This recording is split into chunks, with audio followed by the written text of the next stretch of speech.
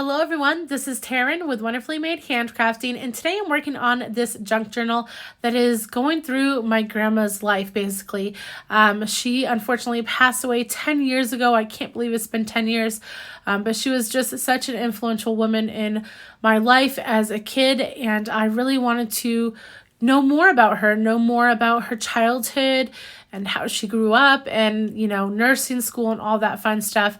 And so I decided to create this junk journal. There's no rhyme or reason to each page. It does not go in chronological order. It's just what I feel like putting on each page.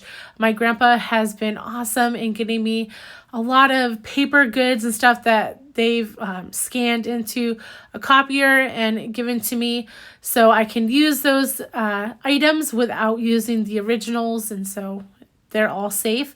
But anyways, I am just working through this journal and remembering her, and hopefully someday I'll either give it to my grandpa or my mom. I'm not sure exactly who yet, but this is just a very, very simple junk journal page. I've noticed that the simpler the better. Sometimes also a little bit less chunk probably is going to be better in this bound book.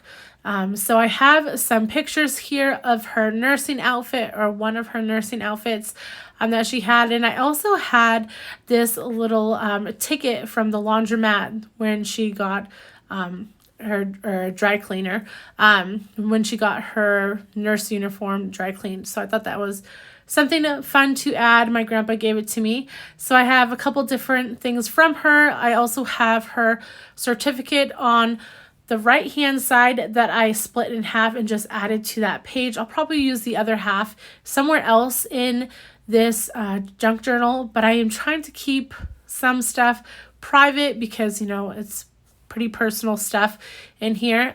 So I'm just kind of looking at where I want to place things. This junk journal actually was from a house of books. It was bound and put together, and then you can kind of customize it and add your own flair and style to it. So here I'm making a cluster on the left hand side. I have this fun little nursing envelope that I found. So I have that under there. That's not anything from my grandma or anything. It's just something that I decided to add. I also wanted to round off these corners to this picture to add just something a little bit different because it looked a little too harsh with, the 90-degree angles on there. I have these vellum florals that I used for a Bible journaling page, and I decided I was going to put one on the bottom. I really like these. These are just embossed stamped florals, and I'm going to use a staple to attach that. And I'm just going to put this cluster together. I'm using my Barely Arts glue to glue all this stuff down.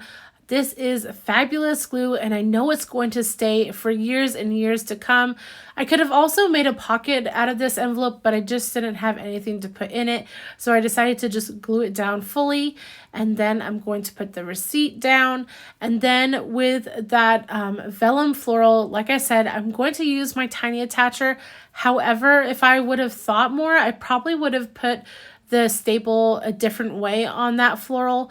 I kind of put that staple where it was bracketed over the stem of the floral and realized once I stapled it down that it was kind of flopping everywhere. I was hoping that it would hold it a little bit more securely, but I end up using just a little bit of glue near the stem, and you can't even tell once it's dried.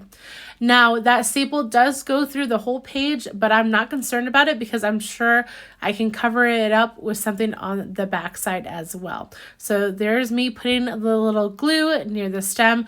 That's going to hold it just fine. And here is where I, had some questions. I didn't know if I wanted to add anything to that right-hand side page, but I decided to add this picture, but it just wasn't being cohesive with the left-hand side. And so I ended up grabbing some stuff from Tim Holtz. So I have this little ephemera book, and I grabbed some of these curator snippets, and I found the perfect green to match that green on the ticket.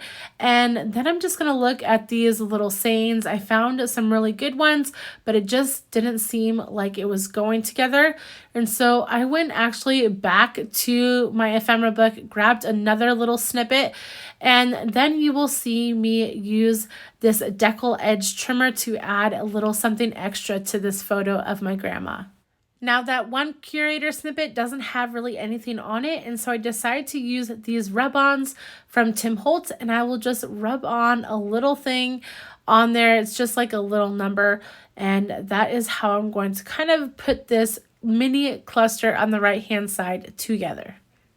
Now, the Tim Holtz rub-ons come with a little popsicle stick in the packaging. However, some rub-ons don't, like 49 and Market, but you can always use a bone folder or something that has a flat edge to put that rub-on on, and I actually use my own bone folder here. I actually tried using my nail at first, but just went to the bone folder instead. And that just peels off easily. It's like the perfect stamp. If you are bad at stamping, rub-ons might be your friend. I also wanted to add a little bit of lace on this side to kind of go along with that white vellum floral on the other side, and that makes my little cluster on my grandma's photo.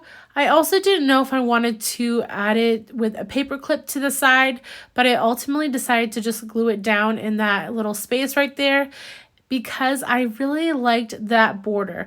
So you see me here kind of going back and forth if I wanted to clip it on or glue it on, and ultimately decided on gluing it on, and then this page will be done. If you've enjoyed this video, please like and subscribe to my channel. You can also follow me over on Instagram at Wonderfully Made Handcrafting. I'll try to link everything I use down below in the description, and I hope you have a wonderful day, guys. Bye.